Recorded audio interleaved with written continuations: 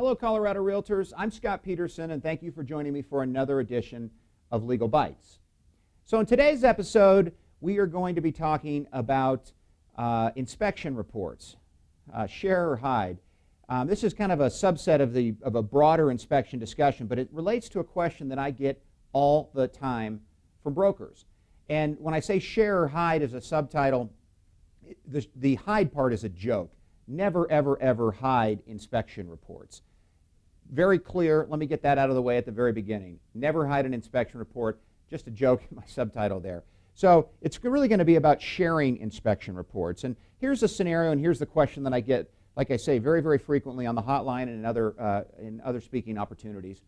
So the scenario is this. There's an inspection that's done by buyer A. Buyer and seller go under contract. Buyer A does an inspection. They issue an inspection objection to seller or to you on the property, and they attach the inspection report that they did and a list of things that they want repaired.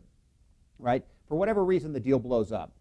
Buyer A goes away. Seller still has, you still have this inspection report from buyer A. And the question that I get all the time is, from brokers, what do we do with that? And my answer is going to always be, give the entire inspection report to buyer B. After you go back under contract with the next buyer, as part of the due diligence package you're going to be providing to buyer B, you're going to give them the inspection report that was given to you by buyer A. Really, really important. And a lot of brokers will then raise their hand in a speaking format or on the hotline. They'll say, but wait a second, these inspection reports, they all have this disclaimer on the front or on the first page that says, this report is not to be shared with any other parties. It's only for the use by the buyer or by the person engaging the report. There's kind of this disclaimatory language in there that inspectors try to put to say basically you can't share it. Ignore it. Let me say that again. You and your seller should ignore that disclaimer. Okay? It doesn't apply to you. It applies to the buyer. The buyer's already shared it. But guess what? Now, every single word in that inspection report, is your knowledge. It's your knowledge and it's your seller's knowledge. And any aspect, any word in there that's contained in that report is knowledge that needs to be disclosed to the next buyer, to buyer B in this case. And then I get the question, well, wait a second.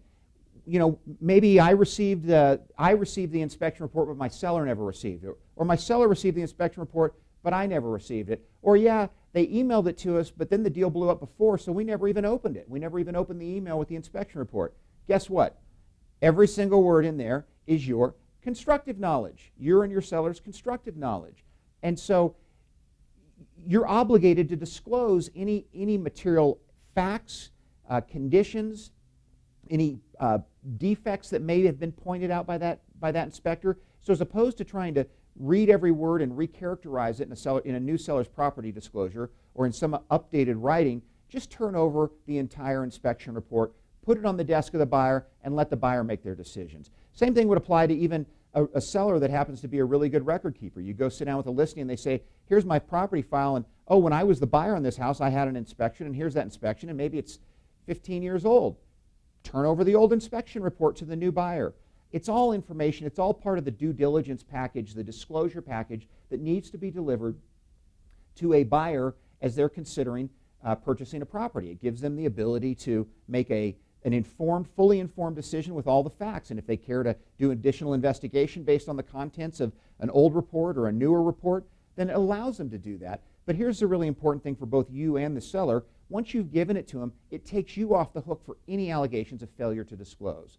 So don't worry about the disclaimatory language that inspectors like to put into their inspection reports. Ignore them. Turn over the entire inspection report to a potential buyer when the house goes under contract, and give them the opportunity to review. Disclose, disclose, disclose. It's cliche, but it's so important, and it's going to save both you and your seller from a lot of potential liability if there's something in that report that you didn't acknowledge to a future buyer.